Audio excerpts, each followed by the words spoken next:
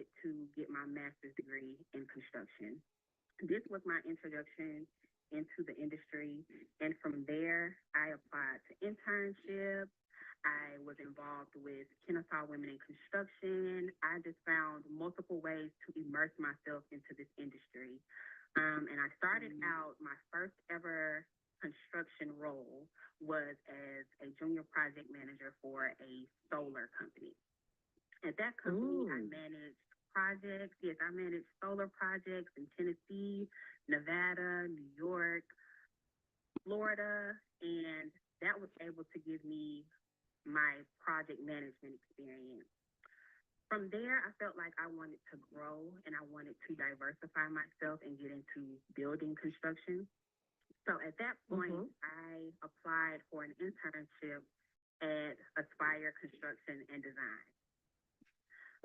Now, the first time I applied for this internship, I did not make it because my lack of experience while I was in school.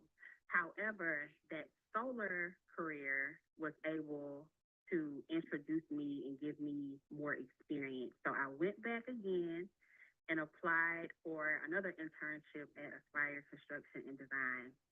And a year and a half later, here I am in my dream career at my dream company, Aspire. I went full-time a little over a year ago, and I have been thriving ever since. Some projects that we are working on now, we're working on several apartment buildings. We are working on some design management projects and some consulting projects. And over this past weekend on Saturday, we celebrated the completion of our premier project, which is called Autism Complete. Autism Complete was, yes, Autism Complete and was it's National Autism project. Month too, I think. Yes, I was just about to say that.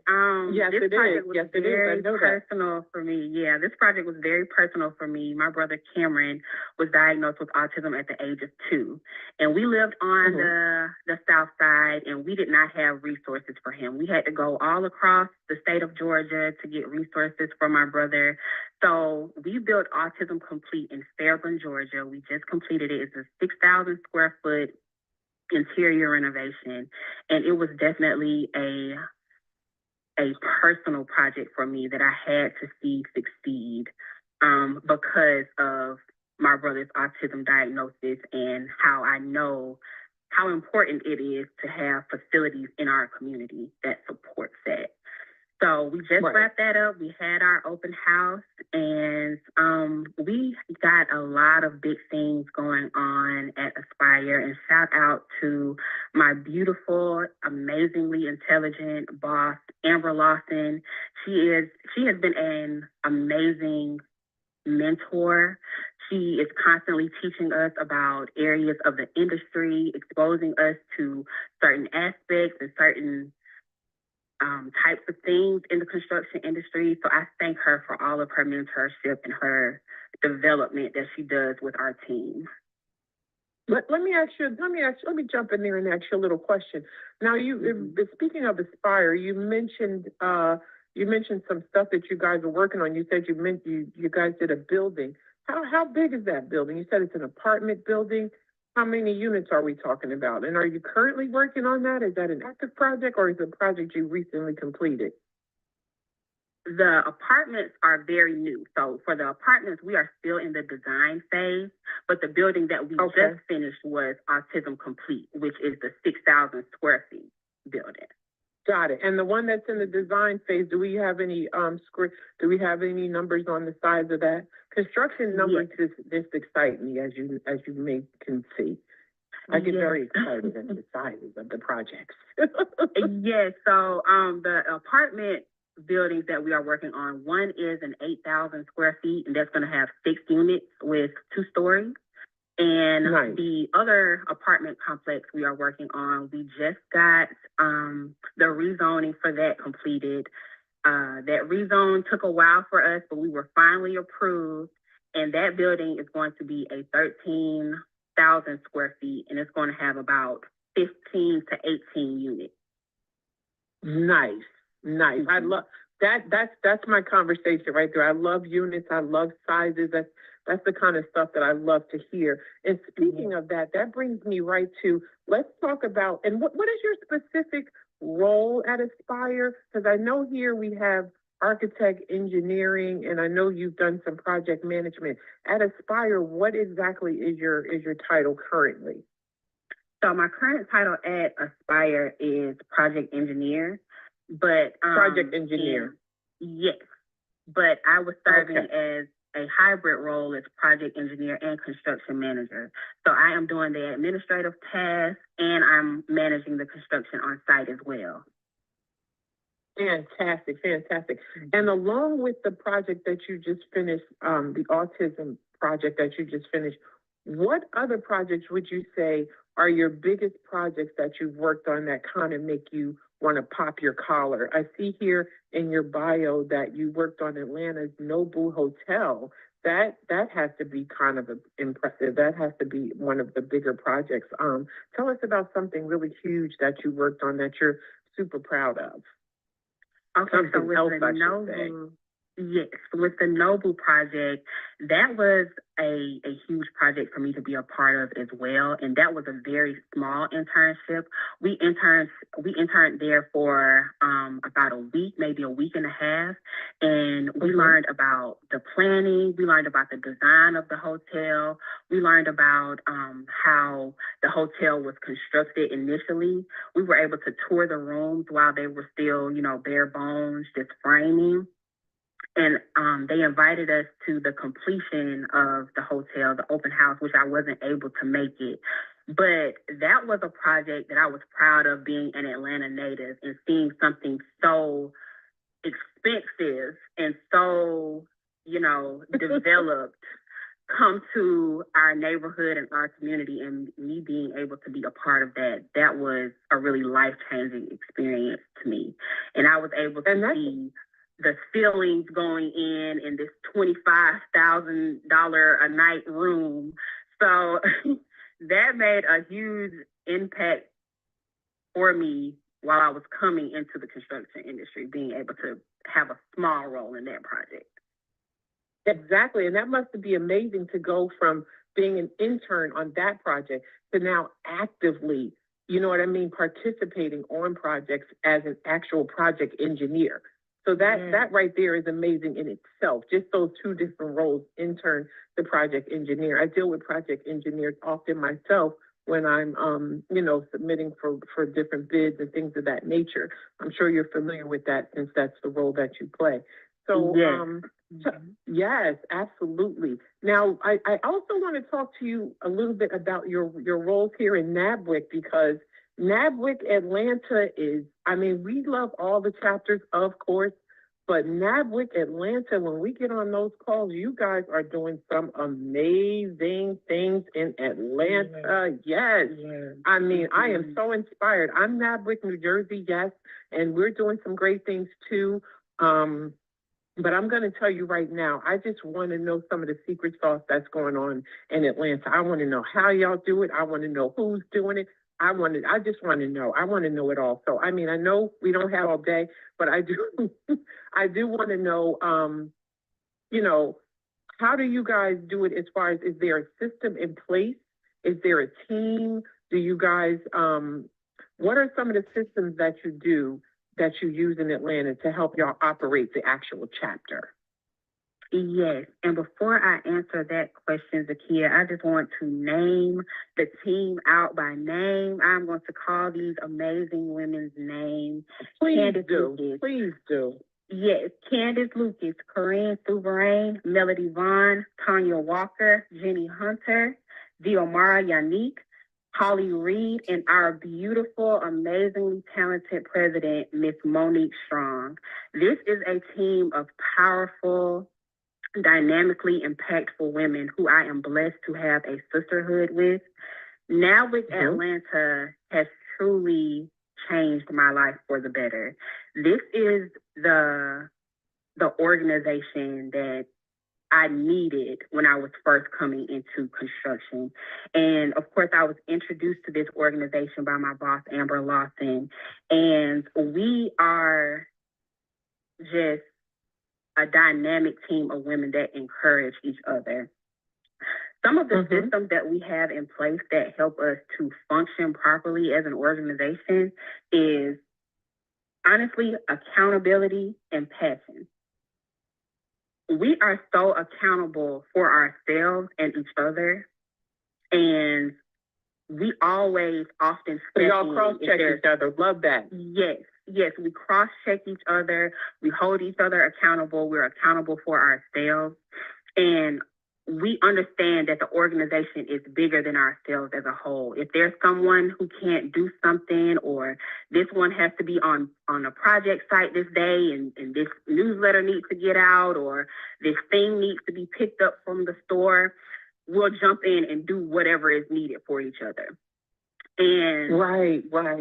Yes, and I'm so proud of us because we honestly feel like a home. This is a home. I feel so comfortable and safe here with these ladies. Over the weekend, so you guys have a sisterhood. Yes, it is definitely a sisterhood. And we are doing some powerful things. We are sitting in rooms with congressmen and legislators and representatives. And we are, yes. Y'all are moving this shit now, Kambria. Now you get me excited. You getting me excited. And I'm sorry if I'm cutting you off, but you're getting me excited. Fine. And not only that, Kambria, we have some callers in the studio that actually want to ask you some questions.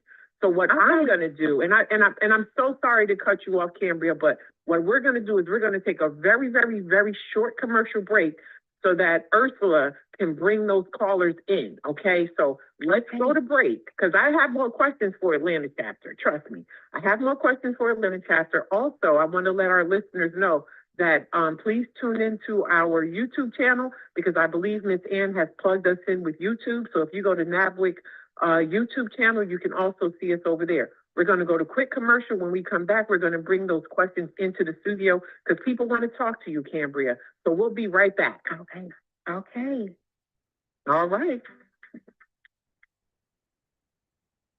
Hi, my name is Sabrina Miller. I am the owner of MDI General Contracting in Pittsburgh, Pennsylvania. I'm a new member of the National Association of Black Women in Construction, and I'm excited to celebrate women in the construction industry. I'm most proud about NABWIC's ability to have intertwined itself in the legislative process, which affects all women, and particularly Black women in the construction industry, and I'm happy to be a part of that process and help to grow NABWIC's reach in the Pennsylvania area. My name is Sabrina Miller. Please join me in celebrating women in construction.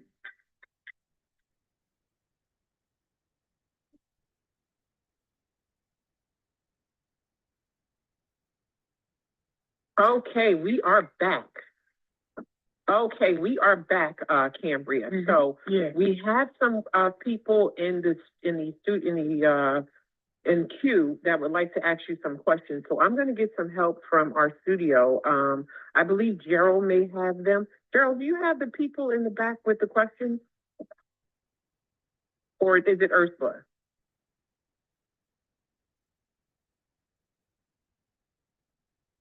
Okay, I'm not sure who it is, but they'll bring them in a second, I guess. But anyway, back to NABWIC Atlanta. So, like you said, you guys have a sisterhood. You have a sisterhood. That's how you're able to do so much. You guys are sitting in a room with congressmen. You guys do a lot for the community, from what I know on the calls. Tell us more about that. How do you get those meetings? Who's going up and requesting the meetings? Like, what's going on? Honestly, who has what roles? Is it just like a collaborative thing? Go ahead. Yes, honestly, we have an amazing legislative team, which typically involves our Vice President, Candace Lucas. But the most recent event that we were involved in, where we sat with Representative Linda Glaze, that was honestly a meeting that came about so organically. We were volunteering at the 5th annual MLK event for Union City. And we were there in our NABWIC red shirts and waiting on our other members to arrive so we can start the volunteer event. And Linda Glaze walked up to us and she was like, "Who are these women? Like, who are these women? I want to know what you guys are doing." And we got to talking with her, and it was honestly a positive experience with her. And she invited us out to the Georgia State Capitol.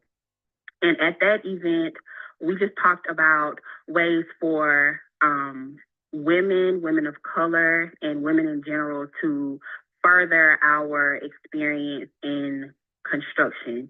We talked about ways for policy changes and allowing Black women and women in general to get access to capital to build these projects and be a part of the state governed projects. And it was honestly an amazing event where we were able to meet with Linda Glaze and get our ask demanded, wow, and all of that. So we are doing amazing work. We have reached out to several other city leaders like the mayor, Andre Dickens, and we're waiting on meetings with him.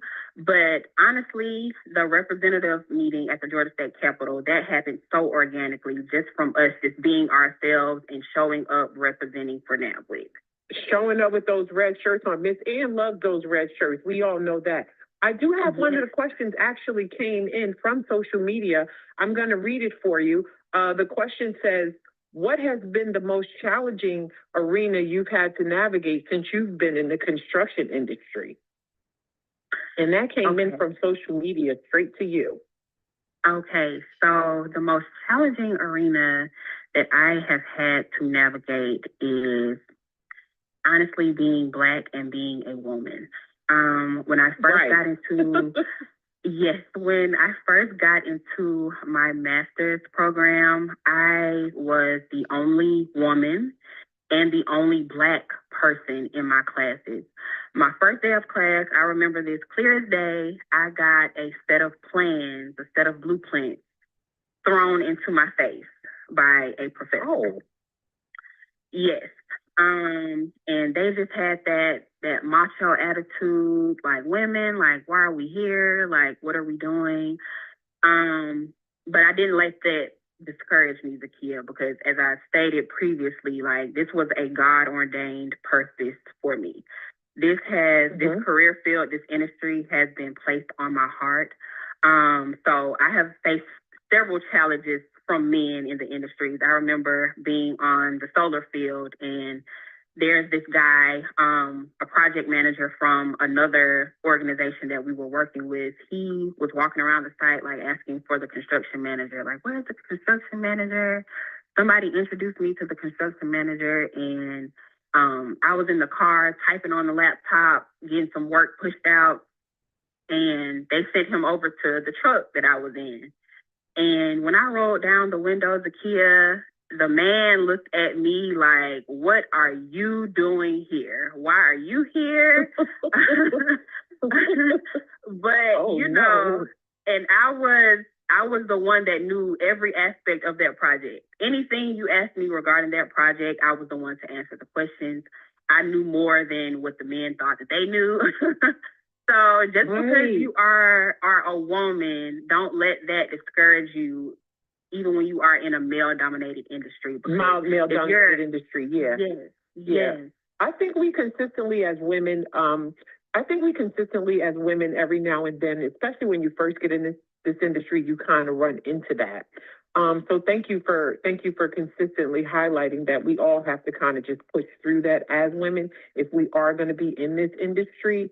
But I did want to, because we're kind of coming up on the end of our time, but I did want to ask you another question about being a NABWIC member in that NABWIC Atlanta chapter, because you guys are so amazing. Is there anything that you can share with all of the NABWIC chapters as far as any like nuggets to help us pull our chapters together? Not saying that we're not together, but is there anything that you guys do to create that synergy amongst your sisterhood? You know, and even within NABWIC, we have different organizations and different chapters. Like we have our marketing committee, we have our education committee, you know, we have our legislative committee. So even within those committees, is there anything that you can, you know, that you can maybe lend? Maybe should we delegate the workout? What do you guys do? Do you guys have like downtime where you get together and have, I don't know, pizza or wine? Like, what do you guys do to keep that sisterhood going? I like that you said you cross-check each other. That's helpful. What else? Yes. So you took the words right out of my mouth, Zakia. We spend time with each other outside of work, outside of our events. We honestly love each other, and we develop that friendship and that bond by participating in each other's lives outside of work. Just this past weekend, we were stuffing bags for our Beltline walk that just passed, and we went to a neighborhood brewery and got beverages and food and just talked about our lives and our spouses and our kids. And we bond on a level that is greater than anything that we are all doing. So that creates the synergy. And we have so many events focused around encouraging each other. For instance, tonight we have we call it Thrive Wednesday, and the Thrive Wednesday theme for this Wednesday is how to do business with MARTA. This is an event specifically tailored from our event coordinator, Ms. Tanya Walker. She organized this event to help our sisters and our companies get into that MARTA space and learn how to do business with MARTA. We are always thinking of events and ways to encourage each other and help each other out in this business and in this industry. So that's how we are constantly able to maintain that sisterhood and that synergy. And I believe that the other chapters of NABWIC will take on that synergy as well. Got it. Well, you know what, Kambria? We are almost at the end of the hour, and we have to have you back. I mean, we just don't have enough time to. Yes, I mean, this has been absolutely amazing. We always ask our guests to please share with us maybe one of your favorite books, if you're reading anything currently, or a favorite motivational quote that you may want to share with the listeners. Anything positive affirmation that you'd like to share with the listeners in closing? Yes. The book that I'm currently reading is When Women Pray by T.D. Jakes, which basically tells the stories of women in the Bible. Please check it out if you get an opportunity. And my message of encouragement is sometimes it's not always good, but it always works together for the good. So that is what I want to leave with NABWIC land and with our listeners out there. It always works together for our good, whatever adversities that we face, whatever challenges that we may face, and it's going to be all right. I love that. Sometimes it's not always good, but it always works for the good. And what was the book again? The book is When Women Pray by T.D. Jakes. When Women Pray by T.D. Jakes. Well, Kambria Williams, I have to thank you so much for coming on this show. Like I said, we've been trying to work this out for about a month between everybody's schedules. So thank you so much for coming. I want to thank all of the listeners for listening. I want to thank everyone who called in. I want to thank everyone who wrote in. I want to remind everybody to please listen to us every Wednesday. We're always here at Blog Talk Radio at 8:30 a.m. Eastern Time. As my co-host Jackie mentioned earlier, we will be doing the National New Member conversations this month. We'll be talking with all NABWIC members. And as I said, we'll be doing the National NABWIC check-in members this month. So we'll be checking in with everybody NABWIC. And we'll be here next Wednesday.